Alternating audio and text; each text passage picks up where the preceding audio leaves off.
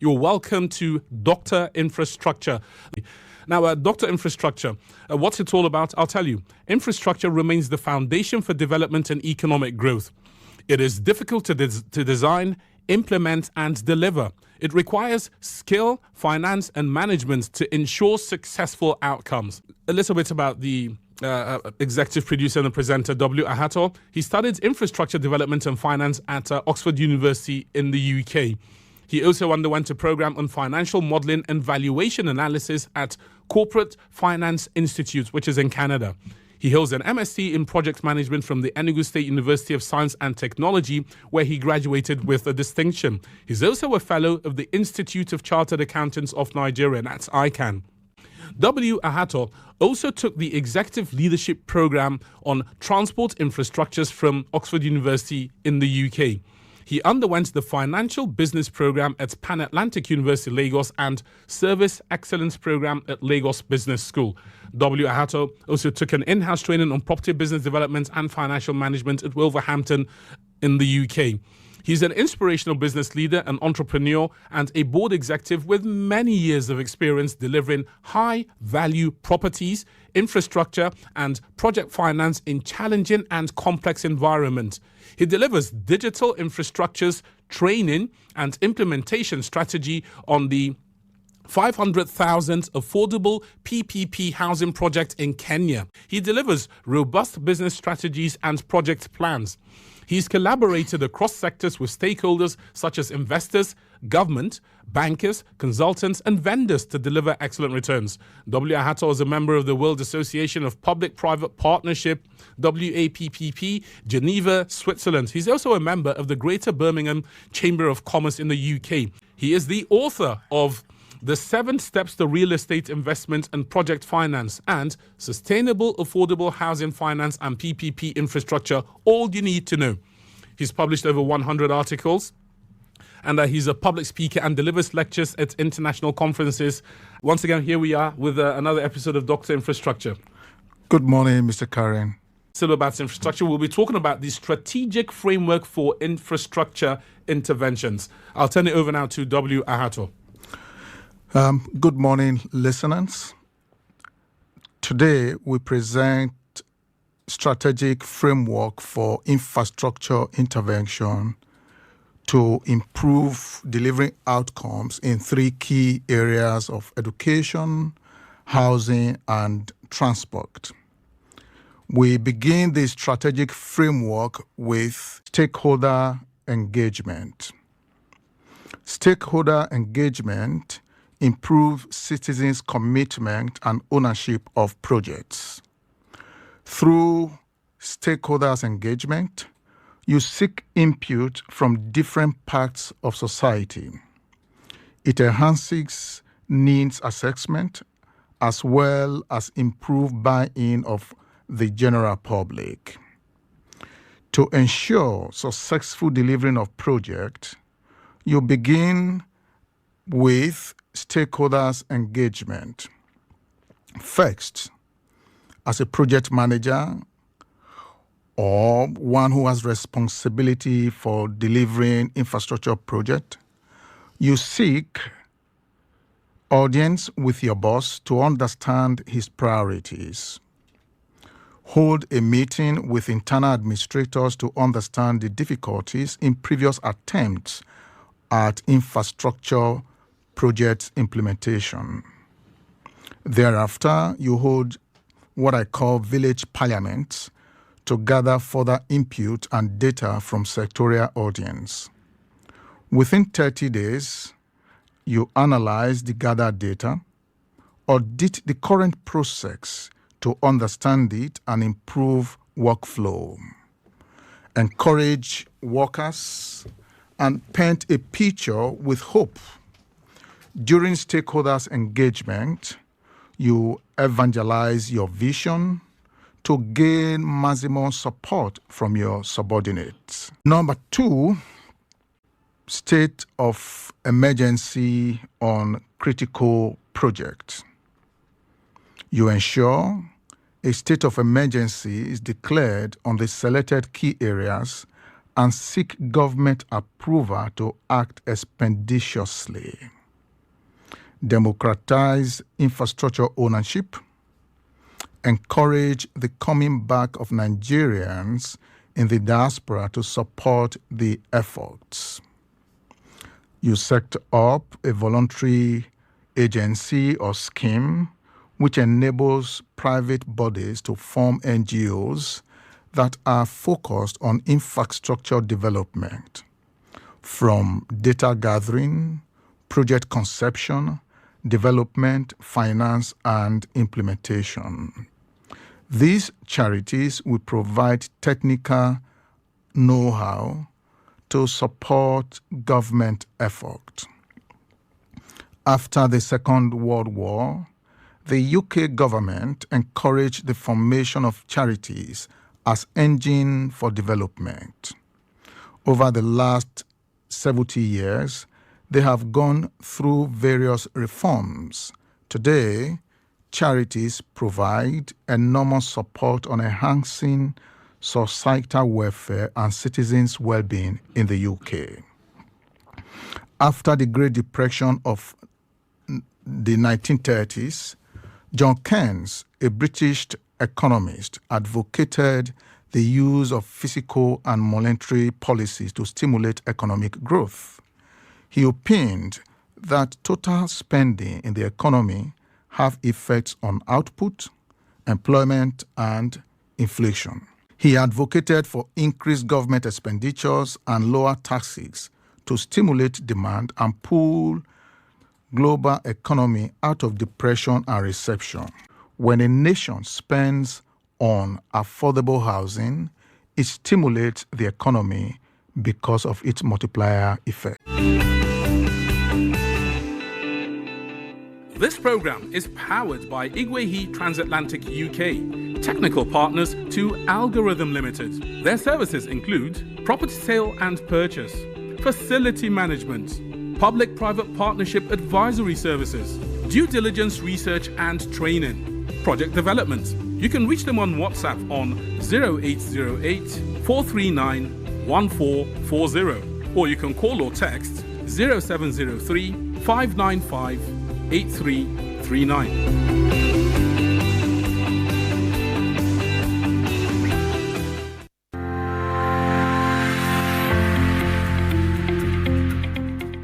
Right, you're welcome back to the second part of Dr. Infrastructure. Today, W. Ahato is talking about strategic framework for infrastructure interventions.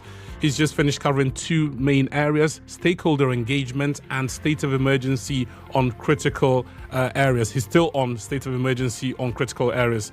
W. Ahato? Thank you. We now address the three areas which we have selected for today's presentation. Number one, education.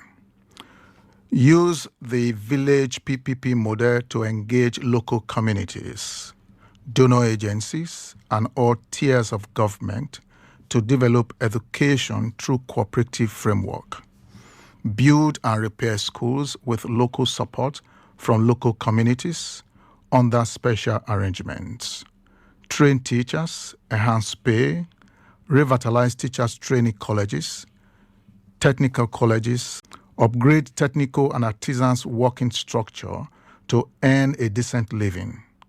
Create reward system which celebrate meritocracy and creativity. This will reduce pressure on university and paper qualifications. The second area on housing. You create enabling environment which empowers local experts to deliver low and medium income houses at affordable prices by using indigenous technology and materials. Seek approval to convert idle assets in the country into flats, shopping mall, industrial clusters, and offices, which turns idle assets to economic assets. Reform the mortgage sector in line with global policies to enhance accessibility and efficiency. Work collaboratively with international and local agencies on the use of local materials. conduct yearly housing competition on the use of local materials nationwide. This promotes inward looking and creates jobs. Winners will be assisted to mass produce and enhance multiplier effect across the country. Within 2 to 3 years, houses will spring up in towns and villages across the land. Crime will reduce and economic recovery will accelerate. It is important to stress in a typical African society, there is hardly any homelessness.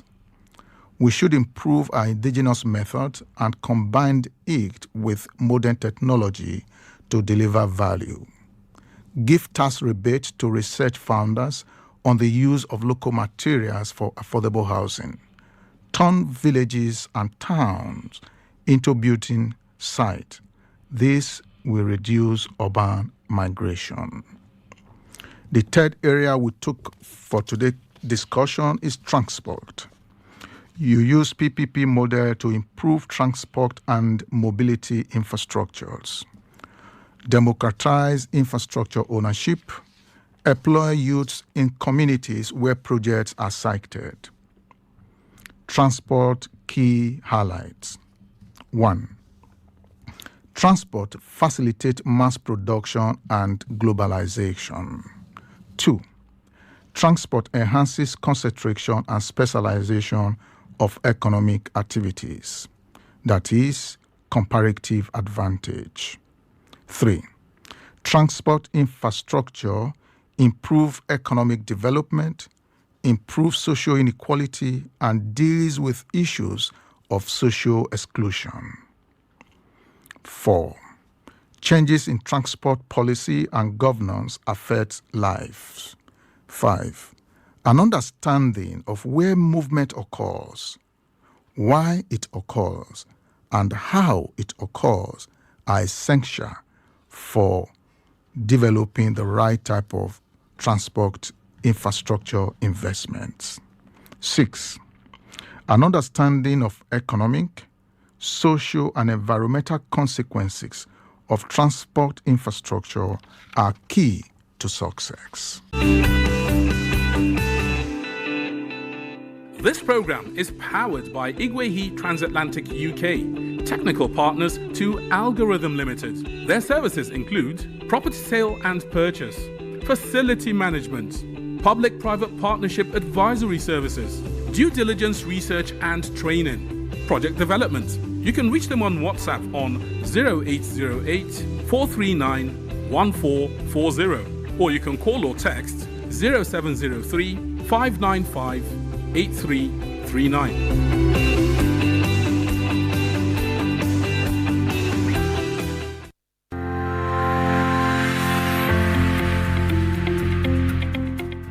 Yeah, welcome back to Dr. Infrastructure, the focus for today, which is Strategic Framework for Infrastructure Interventions. W. Ahato, if you will. Okay. We will continue from where we stop. We just briefly gave synopsis of how transport affects life with specific reference to its impact on women's death at childbirth as a consequence of lack of infrastructure. That being said, we now proceed to look very briefly at the history of transport in Nigeria. In 1806, the first motorable road linking Ibadan and Oyo was constructed. According to Central Bank of Nigeria in 2003, road development in Nigeria dates back to 1925, when the then colonial administration established the Road Board. As of 1951, 1,782 kilometers of road out of the 44,414 kilometers of road built in Nigeria was suffixed. In 1980, estimated road coverage in Nigeria was 200,000 kilometers. Efforts at providing and privatizing Nigeria Railway Corporation, seaport, and airport have yielded marginal dividends. However, these yields do not match the increasing demand by population explosion and needs of the populace. According to Dangote in 2018, the state of bad road cost Dangote Cement PLC about 27 billion annually. Over 80% of the socio-economic activities are carried out through road transport in Nigeria. According to the Nigeria Civil Aviation Authority in 2017, there were 14 million passengers traffic with 222,413 flights, which is less than 10% of transport volume. Information from National Bureau of Statistics and Federal Road Safety Corps estimate that the total number of vehicles in Nigeria is about 12 million, with 248 million passengers traffic annually. Road infrastructure has developed to the extent that its predictability can be scientifically calculated in advanced economy. Investments in road infrastructures make it possible to create an ecosystem for data collection and mining, which helps for accurate management, planning, and expansion. Furthermore, transport contributes about 47% of the total cost of doing business in Nigeria, either as direct or indirect costs. According to Punch, in 2017, out of the 2018 budget of 8.6 trillion, 556 billion was budgeted for power, works, and housing. Adeniyi in 2018 stated that roads may be financed from the consolidated borrowing estimated at 32 billion USD. Causes and impacts of road infrastructures. Causes of bad road include inferior and substandard materials, poor design, lack of adequate supervision, poor maintenance, use of substandard contractors, systemic failure, implementation framework, and human errors. While secondary causes include deliberate destruction by persons and road users or contractors, driving habits, poor policy, and non-compliance with traffic rules. According to World Health Organization in 2017, the 2030 Agenda for Sustainable Development Goals include an ambitious target to reduce road traffic deaths and injuries by 50% in 2020. To accentuate the development of any nation and its people, road infrastructure is critical. A good road infrastructure leads to economic prosperity and the well-being of the citizen. Some have argued that road is a derived utility which needs more budgetary allocations and intervention from government. While this argument may be true, however, there is no empirical evidence to suggest that the more government allocations necessarily lead to improved road infrastructure.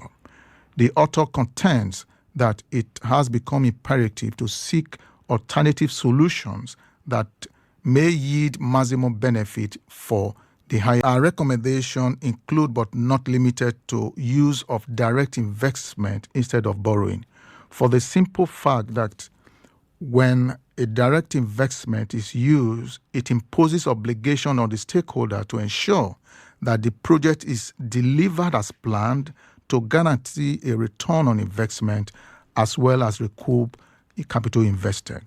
2, you conduct due diligence before project execution and loan agreement. Improve road policy, education, and maintenance. Finally, for today, the strategic imperative or framework is to conduct continuous improvement process which ensures sustainability by providing training to workers, develop a framework to attract best Nigerians to support government efforts, as well as global participations. With continuous training, performance, and accountability, the nation will bounce back within the shortest possible time. Ensure their monthly performance review, make adjustments where necessary, and monitor progress. Include advocacy, stakeholder management, and publication of progress as feedback mechanism on monthly and quarterly basis. We live in time of great opportunities, challenges, and complexities. To join the League of Nations in Prosperity Index, we need paradigm shift in infrastructure delivery. This program is powered by Igwehi Transatlantic UK, technical partners to Algorithm Limited. Their services include property sale and purchase, facility management, public-private partnership advisory services, due diligence research and training, project development. You can reach them on WhatsApp on 0808 439 1440, or you can call or text 0703 595 8339.